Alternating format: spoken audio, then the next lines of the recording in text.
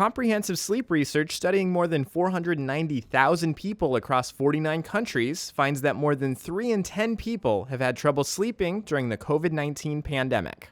The highest impact on sleep is not surprisingly in individuals who've actually been infected by the illness. But if you look at the next highest level, it's surprising, it's actually children and adolescents.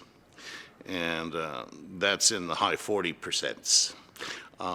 Less so the general population, which is about 36% impacted, and in between that are healthcare workers, where they're about in the high 30s, low 40s.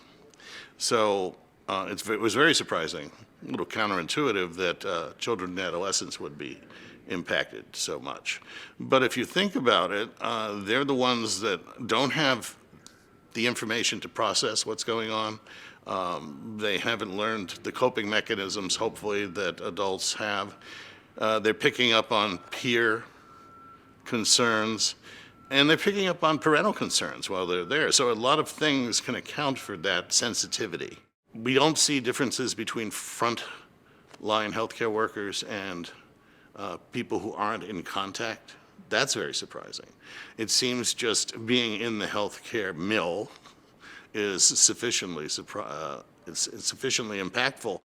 What are signs of disrupted sleep?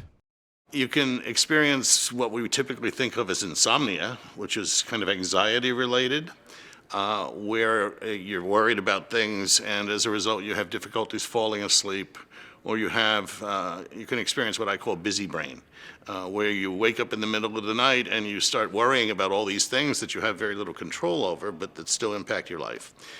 So difficulties falling asleep, staying asleep, feeling unrefreshed, that's a huge proportion of the problems that are reported. And correspondingly, sometimes shortened sleep time as a result, because you don't get enough sleep.